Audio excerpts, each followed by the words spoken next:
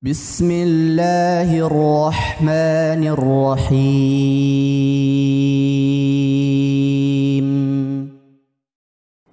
Tentang hukum sholat di dalam gedung yang dibangun di atas kuburan, Ustaz. Pertanyaannya adalah, Ustaz izin bertanya, ada jamaah yang sholat di lantai 2 dan lantai 3 dari sebuah gedung yang dibangun di atas kuburan, atau mungkin di bawahnya ada kuburan, ya Ustaz. Apakah sholat mereka sah dan boleh melanjutkannya, Ustaz? Anak nggak bisa bayangkan itu gimana kondisinya. Berarti ada kuburan, terus dibangun lantai 2, lantai 3 untuk tempat apa? Bawahnya kuburan, tegomen. Tegomen.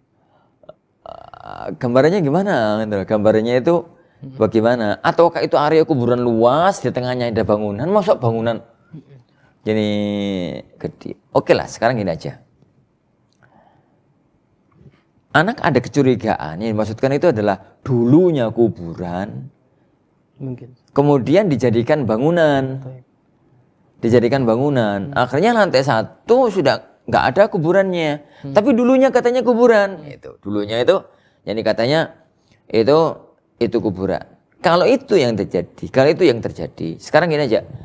Kalau yang dimaksudkan adalah itu tadi, dulunya itu katanya mbah-mbah, katanya orang-orang di situ itu kuburan. Tapi kemudian dibangun. Tatkala dibangun sudah lenyap bekas-bekas kuburan, sudah nggak ada sama sekali. Apabila kuburannya sudah hilang, bekasnya sudah hilang dan nggak ada sama sekali tanda-tanda kalau itu kuburan, ya berarti tidak mengambil hukum kuburan. Ya berarti tidak mengambil hukum kuburan. Ingat ya, Masjid Khaif. Ini Masjid Khaif yang ada di Musdalifah.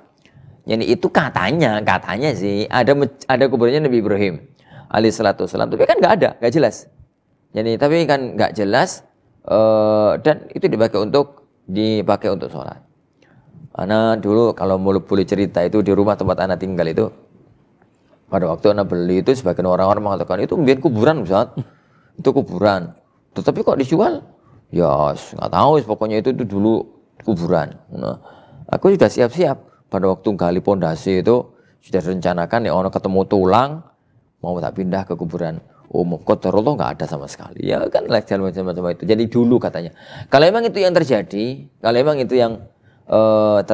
ya kalau memang itu yang dimaksud, nggak ada masalah. Tapi sekarang dengan gambaran ekstrim. Dengan gambaran ekstrim, bawah itu kuburan, terus dibangun di lantai 2, lantai 3 itu dipakai gedung. Itu dipakai gedung, tapi kok aku nggak bisa membayangkan. Anggaplah itu yang terjadi. Anggap itu yang terjadi. Kalau itu yang dimaksudkan, maka beda lantai itu beda hukum.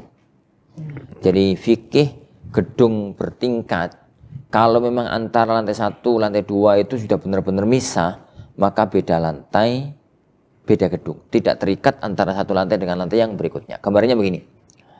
Gambarnya ini itu begini. Apa hukum jual beli di lantai atas yang lantai bawahnya itu masjid? Jadi gedung 5 lantai. Lantai 1 parkir, lantai 2 Perbelanjaan. tempat belanjaan, lantai 3 masjid, lantai 4 restoran. Restoran. Ya, itulah. Itu pasar muslim. Apa hukumnya? Enggak apa-apa. Karena tatkala kita di lantai 2 itu sudah bukan pasar. Ya lantai 2, lantai 3 tadi ya. Tatkala kita di lantai 3 itu sudah bukan pasar, itu tuh satu area tersendiri yang itu memang masjid. Urusan kalau turun itu sudah keluar dari area masjid, itu turun menuju ke masjid. Kalau naik ya menuju ke restoran. Jadi satu lantai itu satu hukum. Kalau memang benar-benar dipisah loh. Dipisah, ditutup total, yang menjadikan kalau orang di lantai 2 sudah tidak lagi merasa kalau dia itu ada di ini. Kalau tidak lagi merasa kalau memang dia itu di pasar. Dan orang yang di pasar nggak pernah merasa kalau dia itu di masjid, di pasarnya, tatkala dia di restorannya gitu. Jadi tidak mengambil hukum nggak boleh jual beli di sini, di masjid misalkan gitu. Enggak, karena itu sudah beda. Jadi beda lokasi. Ini sudah beda lokasi. Gambarnya begitulah. Jadi gambarnya semacam itu bisa antara satu tempat dengan tempat yang lainnya. Wallahu a'lam bishawab.